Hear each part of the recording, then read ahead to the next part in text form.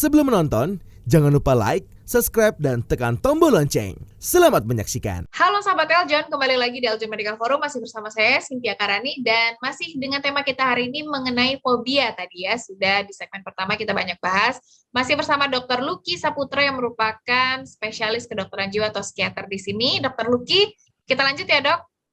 Ya, silahkan. Nah, dokter, tadi kita ada menyinggung juga salah satu jenis fobia, yaitu ada fobia sosial ya dokter. Ya, sebetulnya apa sih dokter fobia sosial ini? Kaitannya mungkin berbeda nih dengan takut ketinggian, ya tadi dokter takut laut atau takut sesuatu yang seperti itu. Nah, sepertinya ini yang berbeda nih dokter. Apa itu fobia sosial dok? Ya, fobia sosial itu merupakan satu perasaan takut yang menetap bahwa dia mungkin akan dipermalukan pada suatu situasi sosial tertentu. Biasanya ini dimulai pada awitan usia anak menjelang remaja, bisa menjadi kronis dan berlangsung lama. Dan adanya ketakutan terhadap situasi sosial ini atau ketakutan ketika dia akan tampil di depan orang-orang yang belum dikenal. Atau situasinya mungkin ya seakan dia akan dinilai oleh orang lain. Jadi atau juga menjadi pusat perhatian. Jadi dia mungkin merasa akan dinilai oleh orang lain atau menjadi pusat perhatian, atau merasa takut bahwa ia akan berperilaku memalukan atau menampilkan satu gejala kecemasan atau bersikap yang seakan dapat merendahkan dirinya sendiri. Demikian. Kadang-kadang fobia sosial ini sering disertai dengan sepertiga kasus ini disertai dengan suatu depresi yang berat. Ada dibagi dua, fobia sosial terbatas yaitu performance anxiety dan fobia sosial yang menyeluruh. Demikian. Oke, jadi salah satunya rasa takut ketika ada di keramaian atau bertemu dengan orang lain itu termasuk fobia sosial ya dok? Kalau takut berada di keramaian itu lebih ke agorafobia. Tapi fobia sosial itu takut tampil di depan umum.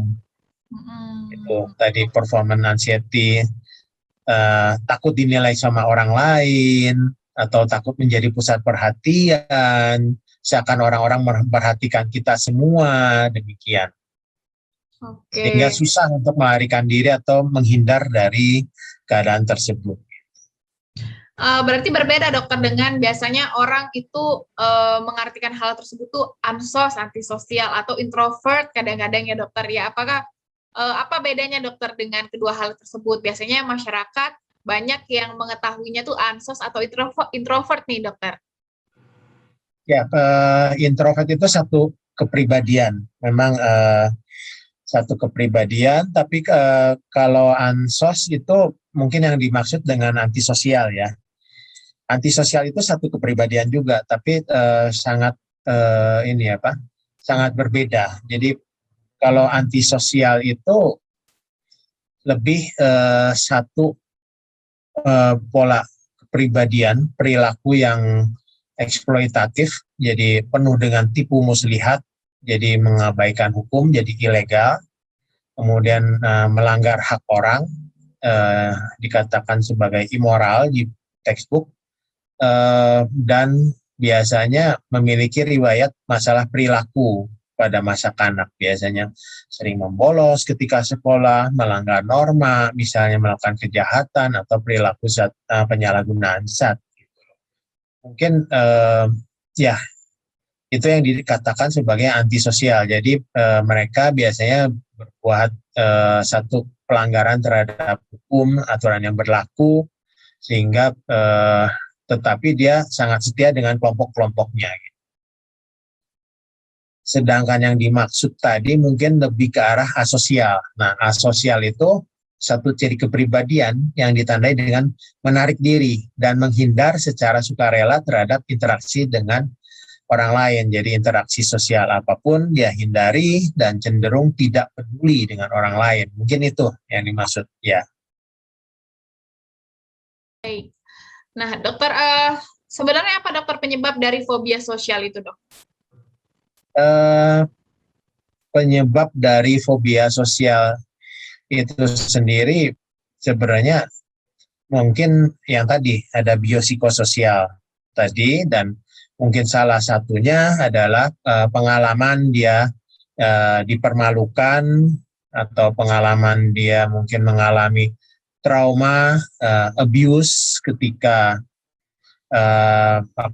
ketika dia eh, tampil di depan umum, kemudian pernah dilecehkan seseorang atau dipermalukan seseorang, sehingga menjadi trauma. Itu salah satunya mungkin, selain tadi perubahan-perubahan dari ketidakseimbangan neurotransmitter dan lain-lain.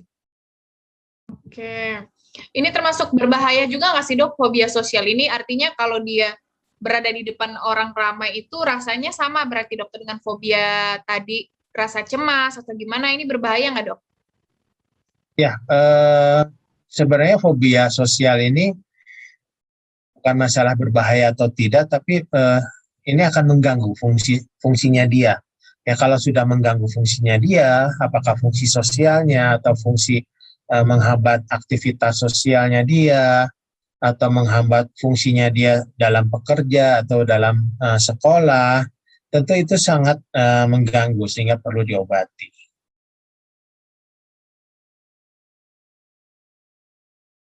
Oke, baik. Nah, kemudian dokter, fobia-fobia ini dokter, sebetulnya kapan nih dok harus pergi ke dokter, ke psikiater gitu ya dok ya? Kapan sih dok sudah sampai gejala seperti apa yang mengharuskan kita pergi ke psikiater misalnya? Ya, fobia-fobia apapun sebenarnya kalau sudah dikatakan mengganggu dalam fungsi kehidupan sehari-hari, apakah fungsi sosialnya, fungsi pekerjaannya, atau fungsi merawat dirinya, tentu sebaiknya datang ke profesional, ke dokter untuk diberikan terapi, sehingga dapat berfungsi kembali, mempunyai kualitas hidup yang lebih baik. Ya. Oke. Tapi dokter, apakah bisa diobati dokter fobia-fobia ini dok? Ya, dengan obat-obat yang ada sekarang itu sangat bisa diobati, dan tentu pengobatan bukan hanya dengan obat, tapi juga dengan psikoterapi dan terapi perilaku lainnya. Dapat diobati, diatasi, dan dikendalikan. Oke. Nah dokter, sebetulnya rasa takut atau rasa cemas ya dokter ya pada saat tadi fobia ketinggian misalnya terus berada di tempat tinggi, itu apakah bisa dilawan dokter untuk menyembuhkannya atau tidak dok? Ya, bisa. Tentu bisa dilawan, bisa diobati. Seseorang yang misalnya mengalami fobia, tentu dia harus mengenali situasi atau hal apa yang menyebabkan dia fobia. Misalnya tadi takut di ketinggian, kemudian bisa melakukan selain pengobatan ke dokter, dia juga bisa mungkin nanti diajarkan oleh profesional, dilakukan paparan yang bertahap atau kita katakan sebagai desensitisasi. Dilakukan paparan yang bertahap guna membantu mengendalikan rasa takut yang muncul. Misalnya tadi takut ketinggian, maka pertama diberi lihat dulu mungkin tiket pesawat, kemudian dikasih lihat gambar pesawat, kemudian dikasih lihat mainan-mainan pesawat, kemudian diajak ke bandara melihat pesawat terbang, kemudian diajak untuk masuk ke dalam terminal, kemudian lama-lama naik pesawat dan lain-lain gitu. Jadi secara bertahap dilakukan desensitasi paparan-paparan terhadap pesawat terbang. Kemudian tentu dengan gaya hidup yang sehat, kemudian bisa juga dengan terapi relaksasi, dengan terapi pernafasan, kemudian atau terapi kelompok mungkin bisa membantu mengatasi fobia ini. Demikian. Oke, baik. Tapi sebetulnya apakah bisa dicegah dokter? Misalnya ada suatu kejadian, kemudian orang trauma pada kejadian tersebut, apakah bisa dicegah dokter jangan sampai menjadi sebuah fobia gitu dok? Ya, sebenarnya itu faktor penyebabnya tentu kita harus ketahui dahulu. Kemudian ketika dia mungkin mengalami trauma, tentu segera dilakukan pengobatan, penata laksanaan. Kalau luka ya pertolongan pertama pada kecelakaan, nah ini pertolongan pertama pada masalah gangguan mental, sehingga dapat dicegah untuk terjadinya menjadi lebih berat gitu. Dan tentu tadi gaya hidup sehat, kemudian dengan olahraga, kemudian kita melihat dengan positive thinking, itu tentu bisa mencegah terjadinya gangguan jiwa. Baik. Dokter mungkin boleh diceritakan sedikit dokter pengalaman untuk dokter saat memiliki pasien dengan penyakit fobia ini, dokter, apakah ada dok? Seperti apa pengalamannya dok? Ya, ada pasien saya beberapa pasien yang fobia untuk terbang ya. Nah, pasien fobia untuk terbang biasanya dia sering bolak-balik ke Amerika, kemudian dia pada satu saat dia mengalami turbulen pesawatnya sehingga dia takut untuk terbang kembali. Nah, pasien-pasien seperti itu sebenarnya tidak memerlukan pengobatan obat-obat yang lama. Kita bisa memberikan obat 1 jam sebelum dia terbang, kita berikan obat supaya dia tenang, tidak muncul gejala fobianya, kecemasannya tidak muncul, sehingga dia bisa melakukan penerbangan. Atau seorang yang sosial fobia, cemas tampil di depan umum misalnya, itu pun bisa kita berikan obat pencegahan 1 jam sebelumnya, kita berikan obat supaya dia tidak muncul fobianya ketika dia tampil di depan umum, misalnya seperti itu. Tapi tentu sebelumnya dengan psikoterapi juga, dan dibekali obat untuk 1 jam sebelum tampil. Biasanya seperti itu. Bisa kita lakukan pencegahan-pencegahan. Oke, terakhir dokter. Tadi kan dokter bilang ada kondisi tertentu yang mungkin kita mengharuskan pergi ke dokter gitu ya, dokter ke psikiater. Nah, banyak orang-orang yang beranggapan nih dok, masih tabu ya dokter yang masyarakat Indonesia untuk pergi ke psikiater. Nah, gimana dokter, menurut dokter maksudnya terhadap komentar-komentar yang seperti ini? Katanya kalau ke psikiater itu gangguan jiwa, misalnya orang gila, padahal maksudnya tidak hanya soal itu saja ya dokter, dia berkaitan dengan mental, ini fobia juga termasuk. Gimana dokter pendapatnya? Ya, memang orang banyak yang stigma ya datang ke psikiater itu. Katanya psikiater itu hanya mengobati orang yang dengan gangguan jiwa berat gitu. Tapi sebenarnya enggak. Psikiater itu bisa mengobati, menata laksana orang dengan gangguan jiwa yang ringan sampai yang berat, dan bisa juga psikiater itu fungsinya bukan hanya mengobati orang gangguan jiwa, ya, dalam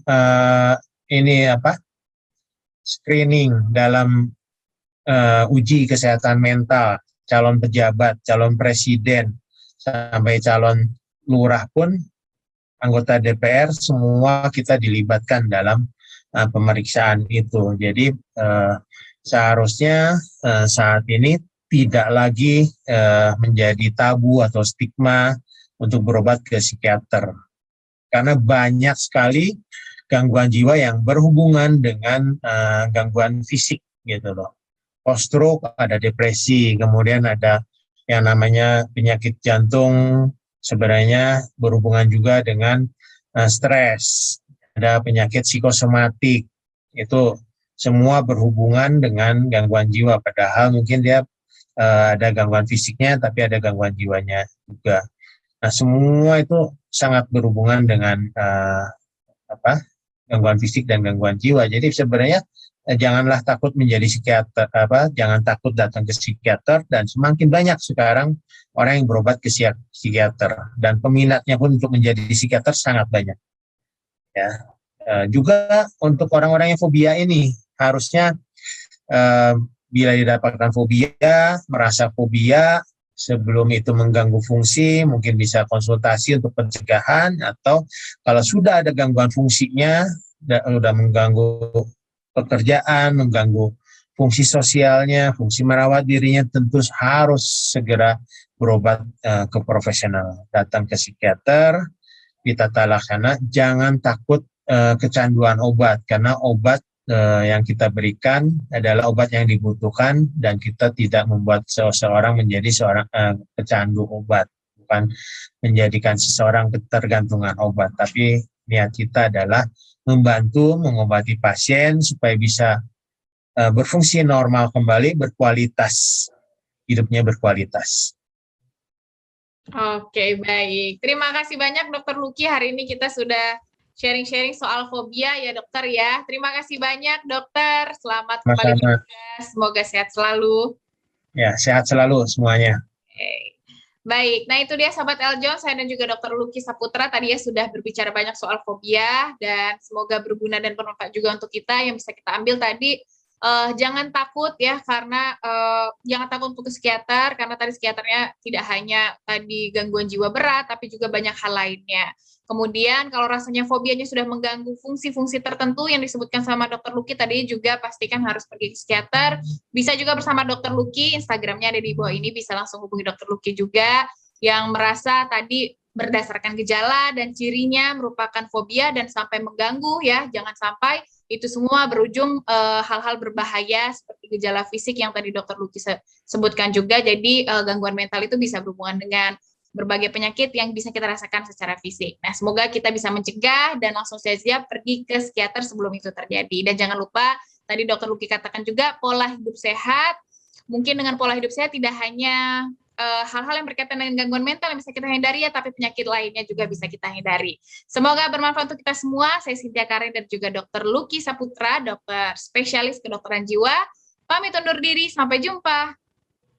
Halo Sobat Eljon semuanya, jangan lupa untuk like video ini dan juga subscribe Eljon TV ya, sekarang juga.